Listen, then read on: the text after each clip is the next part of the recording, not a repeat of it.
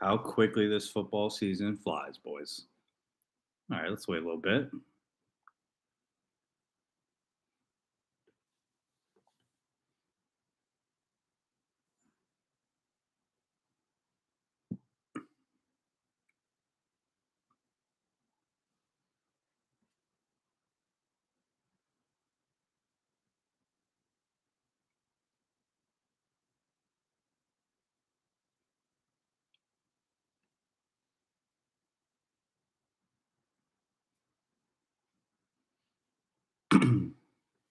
Okay.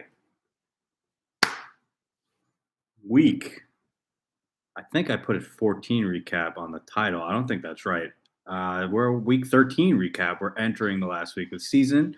Um, First, I want you guys to hit that like button, not on the subscribe button. Throw some comments in there, so, interact during the show. You know it's good. So it's crazy how quick the season goes. We're already in the last real recap. Next week, I'll do a shorter one. Preview the playoffs, go over the stats, the normal drill. Um, but let's just take a look at the scenarios for this week. Now, we'll start with we're not going to talk about Sean, Cliff, or Will. No offense, you guys. I mean, Sean, 7 game losing streak, irrelevant. Cliff and his normal irrelevant in November, like just stink. And Will lasted a little bit, had a tough year, but he was officially eliminated. So we're not even going to talk about those three.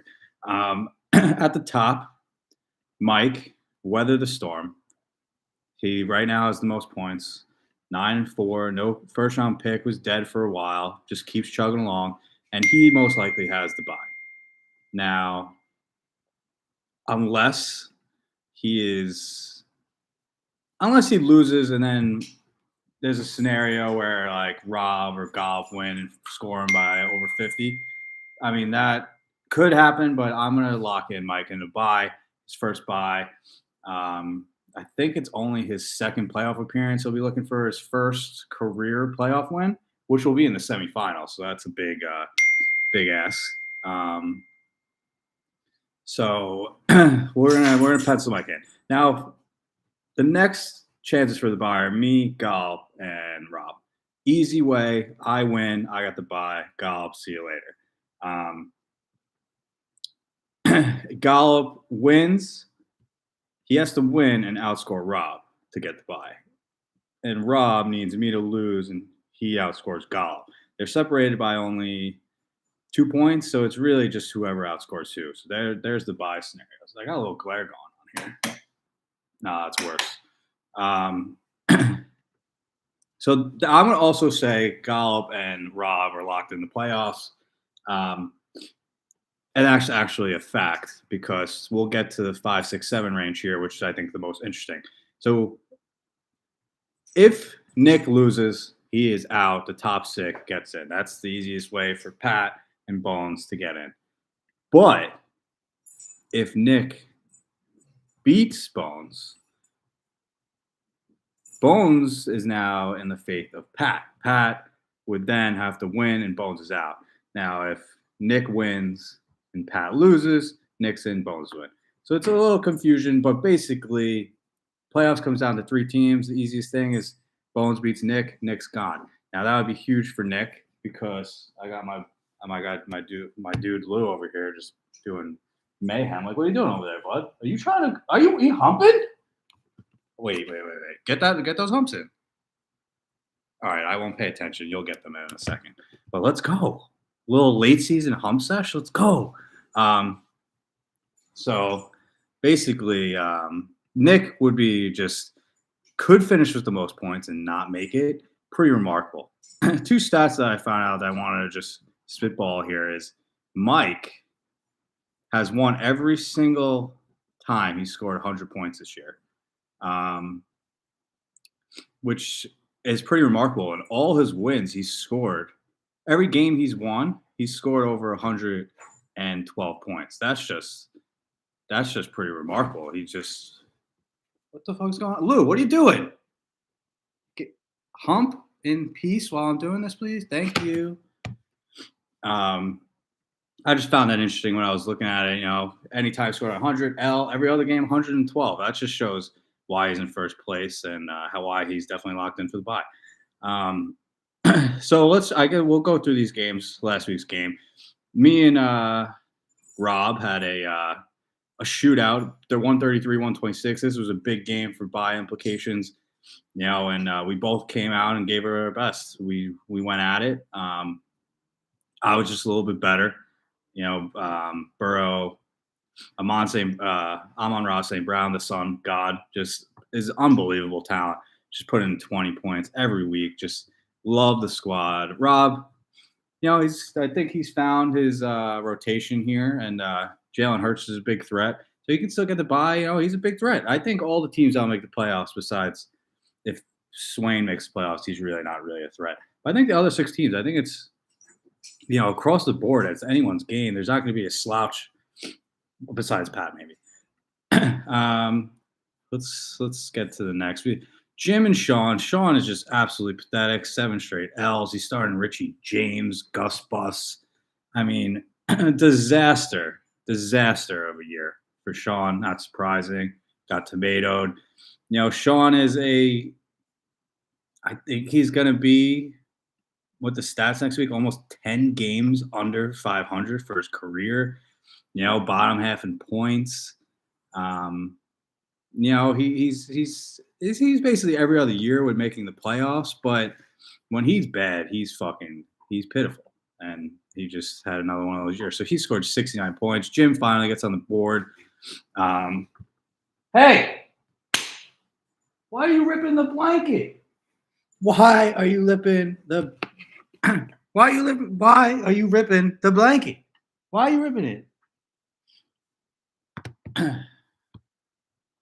Kim Tor-Un is not here, so he's just been cooped up with me all day, and he's just a little pent up. He's ready for football. Jim, he gets Keenan Allen back. He needed that. He gets the W. C-Mac looked like himself. Just good performance from Jim. A little late. I actually want to talk about the standings. Jim loses last place. Jim wins. Tom loses. Jim can slide into that 11th place spot, so that'll be something interesting to watch.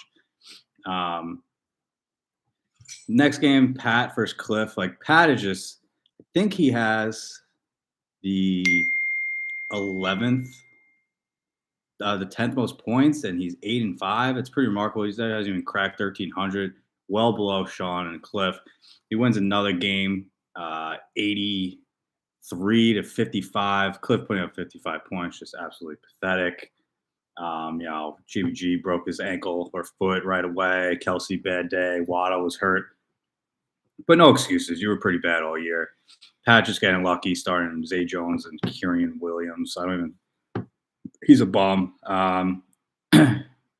We'll see if Pat can luck his way into the playoffs. That'd be, whoever plays in the first round will definitely be happy about that if he can slide in there. Gallup and Will, Gallup posted a stat. Go look back at what he's like, 5-0 in his last 5 or something stupid. I don't know. That was a stat, but Phil, he had Dalvin, Barkley, Higgins, Justin Fields. He had pieces. He just couldn't get it done. And Gallup just getting the Christian Watson every touch. I'm going to score a touchdown. Swift looked like himself. Metcalf, Diggs, Allen. He's got some firepower. If we're looking to get his hand on the belt the 3rd time, that would be bad for us. But he's got some holes, and maybe I got to prevent him from getting that bye this week. I know the fans want it, so I'm going to bring my best effort. Mike took down Schmurder, 126-19. This is really Schmurder's on the ropes. I think he's in Hawaii right now. Does he even set his lineup this week? Does he actually even care? But Nick has probably maybe the best team in the league, and he might not make the playoffs. He's just in a win-and-in scenario. Would be pretty remarkable to get him out. His team's also shaping up right now perfectly. JT looks back. Amari getting Watson back, so he could be very dangerous. Mike just did his job. He's been showing up all year. 9 of his 13 games. He's scoring over 112 points.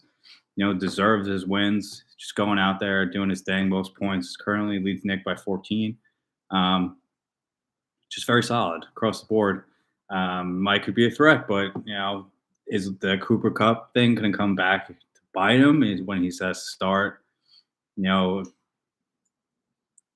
starting line's still good, but maybe Rashad White's kind of a committee back.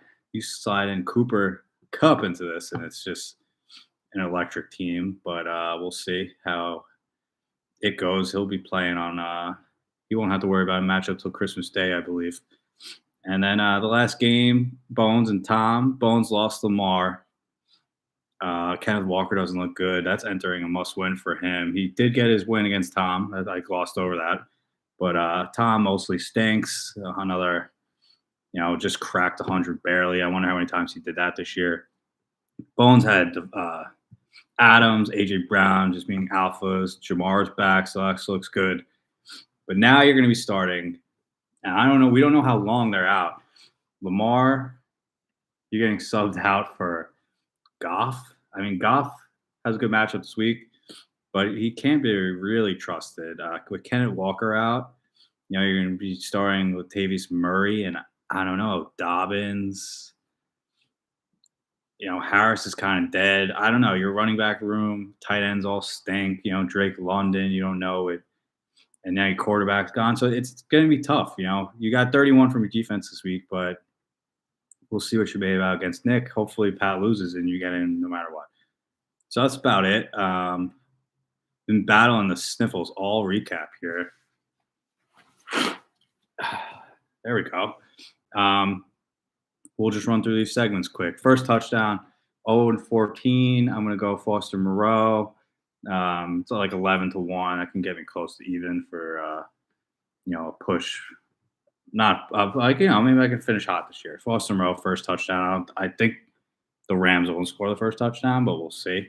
If they do, I like Higbee, but I'm not going to play it. I'm going to play Foster Moreau. Match of the week's clearly Nick versus Bones. Nick's L and the playoff picture set. If he wins, Pat and Bones will be on the hot seat. That everyone will be looking at Pat's matchup. Play of the week, Dawson Knox, 0 points. He's been boomer bust, kind of underwhelming all year. Last place, we're gonna go Jim. Most likely, the odds are you losing, but I would love to see you win and have Tom sweat it out. That'd be great.